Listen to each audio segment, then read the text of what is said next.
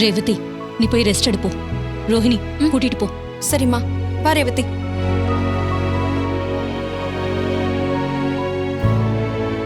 அக்கா, ஒரு நிமிஷம். உங்ககிட்ட ஒண்ணு கேட்கணுமா? சொல்லுமா. கார்த்தின்றது யாரு?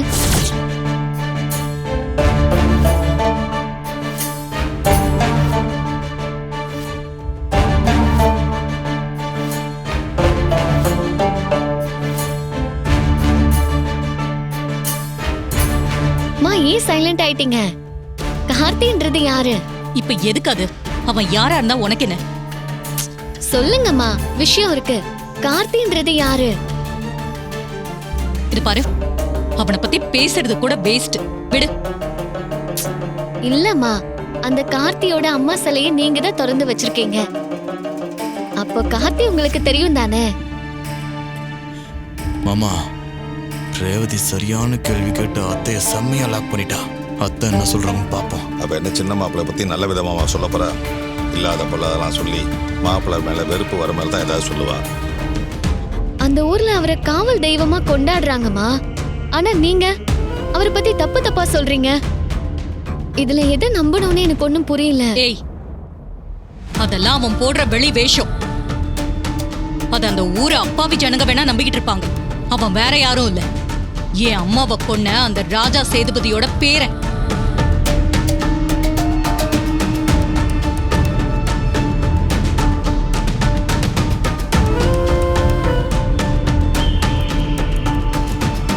என்னம்மா சொல்றீங்க? அவர் என் தங்கச்சி மகம்மா. உனக்கு மாமா முறை. இதெல்லாம் அவ கேட்டாளா? எதுக்கு இவ்ளோ டீடைல்டா சொல்றீங்க? சொல்லித்தானே ஆகணும். எங்க அப்பாவோட பேரன் நீ சொல்லிட்ட, எந்த விதத்துல பேரன் நான் சொல்ல வேணாமா? அதான் சொன்னேன். அப்ப அவர் எனக்கு முறை பையனா? ஆமா ரேவதி, அவரு உனக்கு முறை பையன், கட்டிக்கிற முறை. அவன் என்ன அத்தைன்னு தெரிஞ்சுக்கிட்டு எப்படியாவது ஏன் கையால அவங்க அம்மா சிலைய திறக்கணும்னு நினைச்சான். நான் முடியாதுன்னு மறுத்துட்டேன். ஆனா அவன் தந்திரமா ஏதேதோ பண்ணி சென்ட்ரல் மினிஸ்டர் வர வச்சு அவங்க முன்னாடி என்ன சிலைய திறக்க வச்சுட்டான். நானும் வேற வழி இல்லாம சிலைய திறந்துட்டேன். பாத்தியாரு உங்க அம்மாவை சகலங்களை எப்படி சேர்த்த வாரி இறைக்கிறாங்கன்னு? சகலைய கட்டவன்னு ரேவதி நினைக்கணும். அதுக்கு தான் இதெல்லாம் பண்றாங்க. கவலைப்படாதீங்க, அம்மா சொல்றதெல்லாம் ரேவதி நம்ப மாட்டா. ரேவதி, அவனை பத்தின எல்லா விஷயத்தையும் நான் உன்கிட்ட சொல்லிட்டேன். தேவையில்லாம சொந்தம் கொண்டாடிக்கிட்டு அவன்கிட்ட பேசுறதோ இல்ல பழகிறதோ இருக்கக்கூடாது சொல்லிட்டேன். அவன்கிட்ட பழக்கத்தை வச்சுக்கிட்டா நம்ம குடும்பத்துல பிரச்சனையை உண்டாக்க பாப்பான். அவன் தாத்தா பாட்டிய ஒதுக்கி வச்சதால நம்மள பழிவாங்க நினைப்பான். அம்மா, நான் மயக்கம் போட்டு விழுந்தப்போ அவர் தானே என்ன ஹாஸ்பிட்டல்ல சேர்த்திருக்காரு. நீங்க சொல்ற மாதிரி நம்ம குடும்பத்தை பழிவாங்க பார்த்தா அவர் எதுக்குமா என்ன ஹாஸ்பிட்டல்ல சேர்த்து காப்பாத்தணும்? நான் தான் சொல்றேன் இல்ல, அவன் நம்ப வச்சு கழுத்த இருக்கிறவன்னு இப்படி சின்ன சின்னதா ஏதாவது செஞ்சு பெருசா நம்மள பழி வாங்குவான்.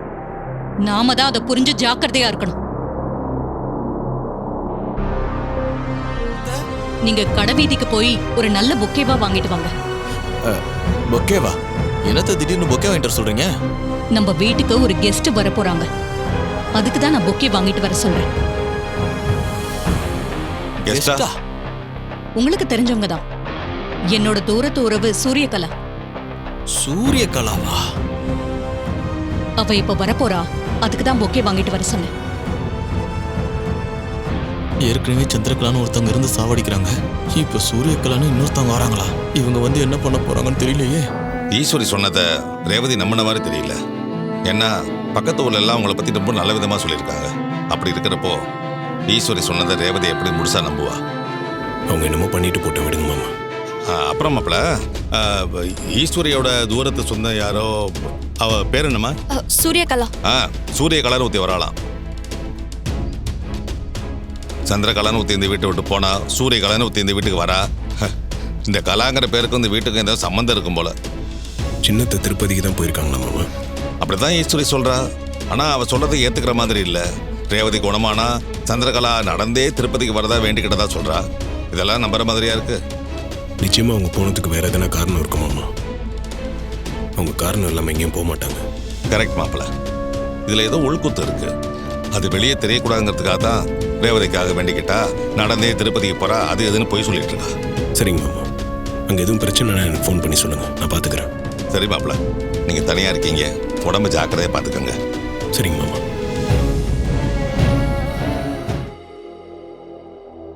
உட்காரு. ம்.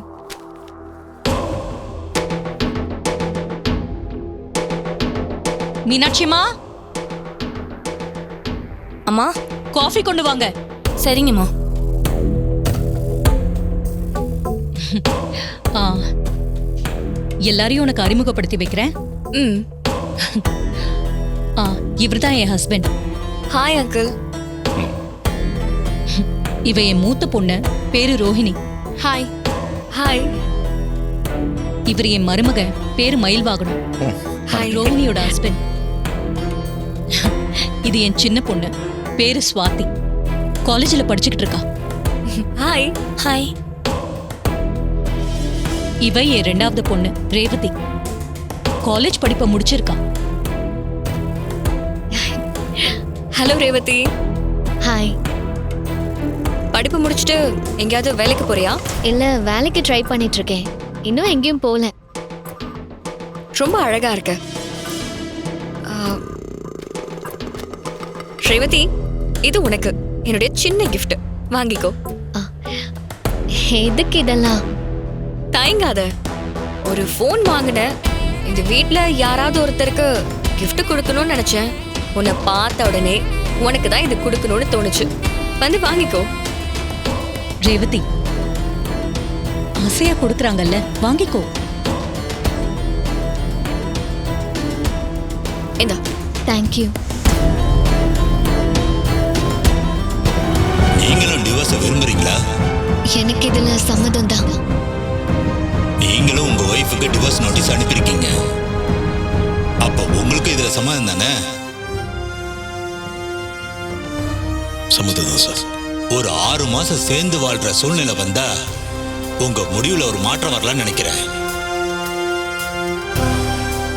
6 மாசம் கழிச்சு நீங்க 2 பேரும் உங்க முடிவுல உறுதியா இருந்தா டிவோர்ஸ் கொடுத்துடலாம். ரேவதி வாழ்க்கையில இவ்ளோ நடந்திருக்கா? இப்ப அவ கல்யாணம் விவாகரத்துல போய் நிக்குதா? ஆமாங்கல்லா. உங்களையே ஒருத்தன் ஏமாத்தி இருக்கானா, அவ எவ்வளவு பெரிய கிரிமினலா இருக்கணும். யாரத்தான் அவன்? இரு, காமிக்கிறேன்.